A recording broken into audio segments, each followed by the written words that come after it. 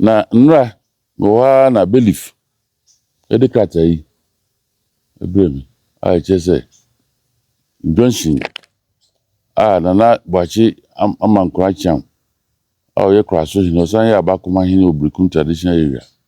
edi na kusu am ya hini Obrikum mahima edi na chire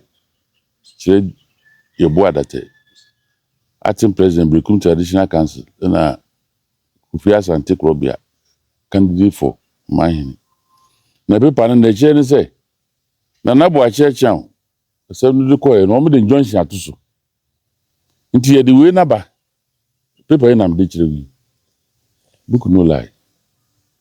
Ufia na belief de brem the saso nti ne de asen no akoma regional house of chief a o se o mohwe ase no na yehu ba bia nokore ewo nokore die ba mu a ebetuma sie Obrikum akonwa mana ye fefefe se yinwie sa asem ya Kufi Asante ntimi nya no ho gise regional house of chiefs ndi asem wi yo abusiafo wey very clean multi-purpose liquid detergent abedwaso for kra liquid soap liquid soap and on hospitals, chopper operators, washing base, laundry services, and jumadie biaudia obehia semina ade nyame kanfo ade ama very clean multi-purpose liquid detergent abusiafo emu piankasa and on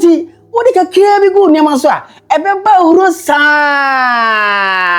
woni nsu a kopensuo ebise twa hura nkasa na aneje sam ne se wodi papa wodem ana wodi si niam a ehia eja wom no enya asam ketwa emma onem mu yeham na wodem so eyeham na wotwene na wotwebenu na ehia na nyamfiri ho eno ntia nei nyamfa so kese e wo sika so get value for your money. Choose very clean multi-purpose liquid detergent. It comes in 3 different sizes. You walk as here. Adantemu, and in the ketwa, and auntie, send you see katia biano, ubenya also, and oh dear. And they,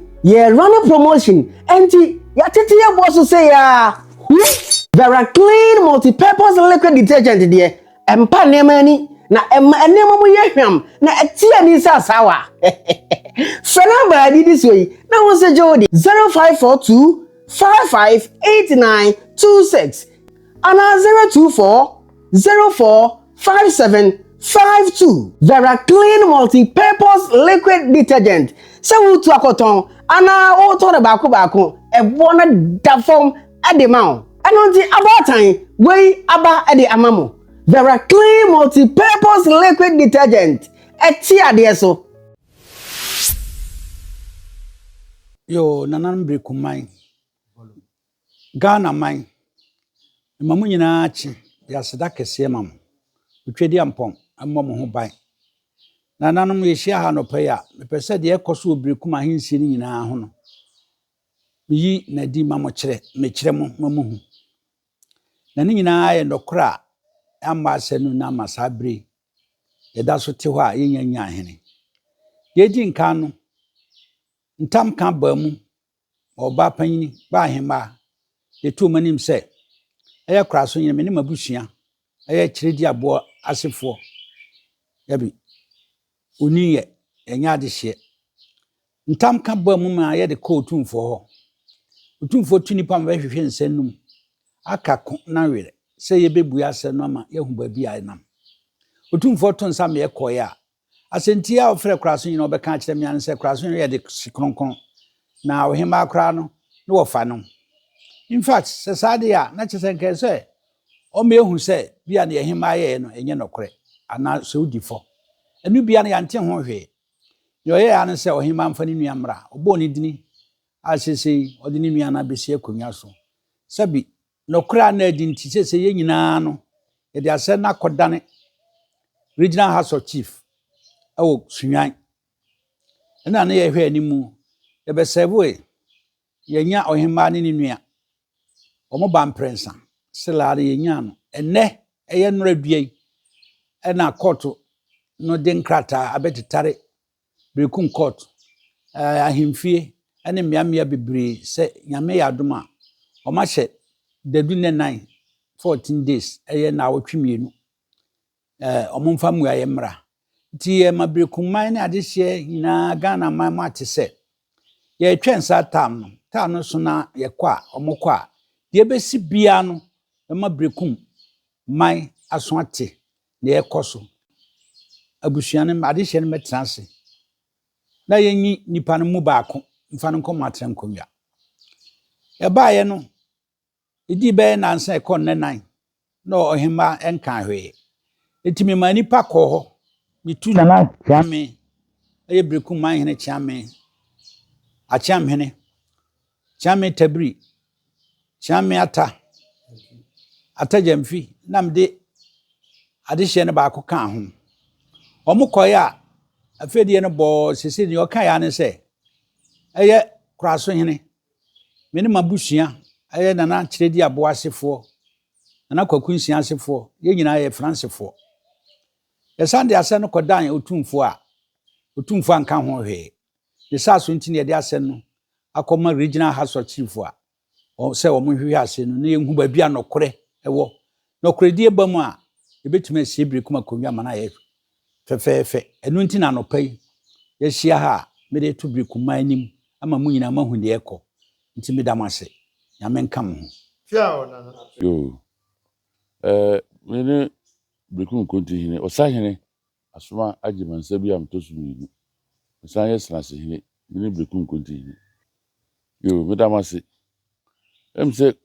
oman bia mra na di adwuma 1992 constitution no ana establish ma ye di regional house of chiefs ni no mo nyina ba ewum na nra wa na belief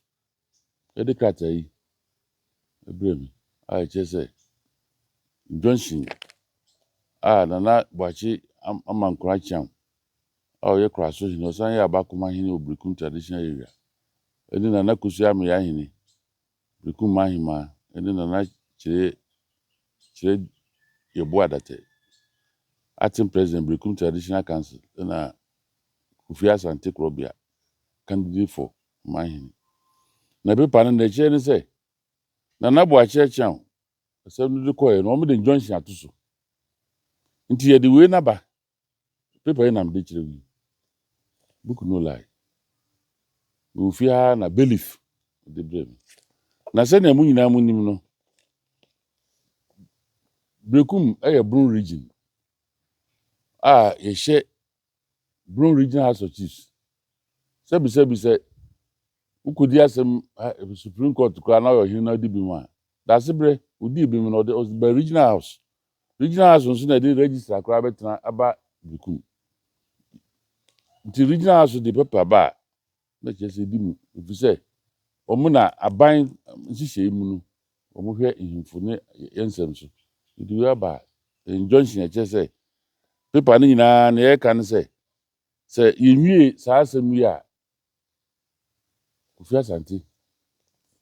ntimi nya no ho di se regional house of chiefs ndi asem wi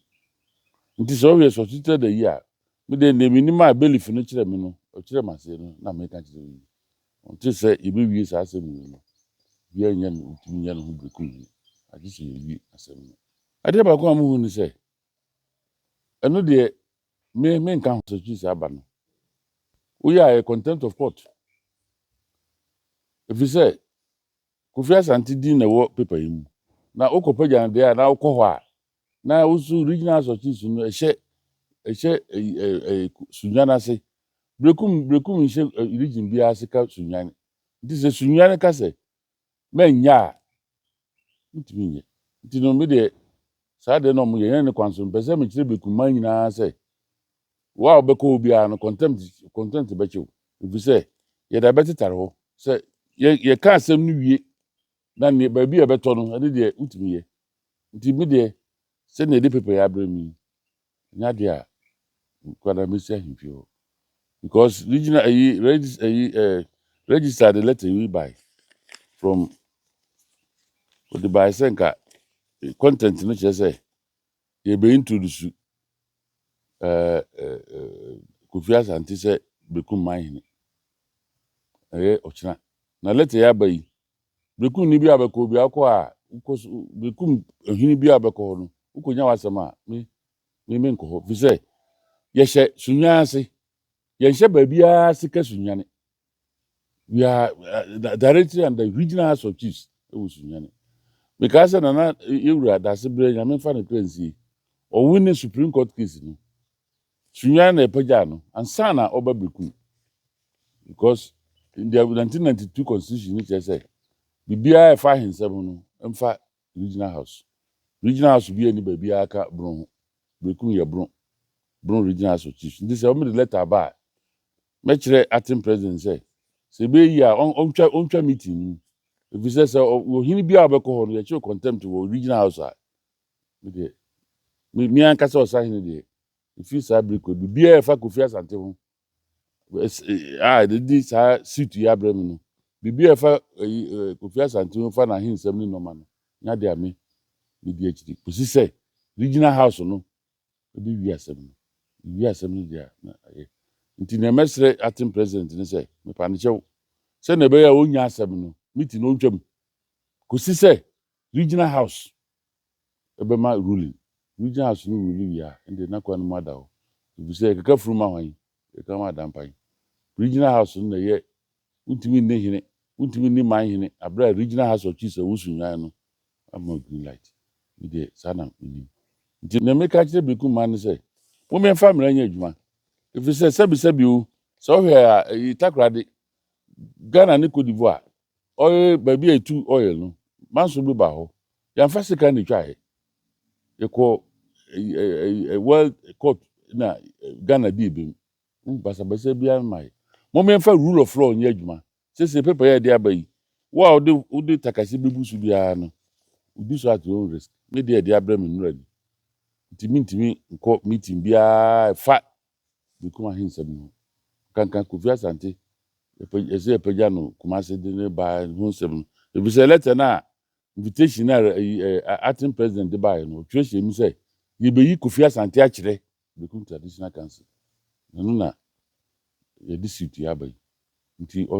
atrankonyo bia ohini bia na say dikro ohini bia be kwase no ko so na konya wasema de me kan kire me de mi nsi ho ko si say e be wi asem yes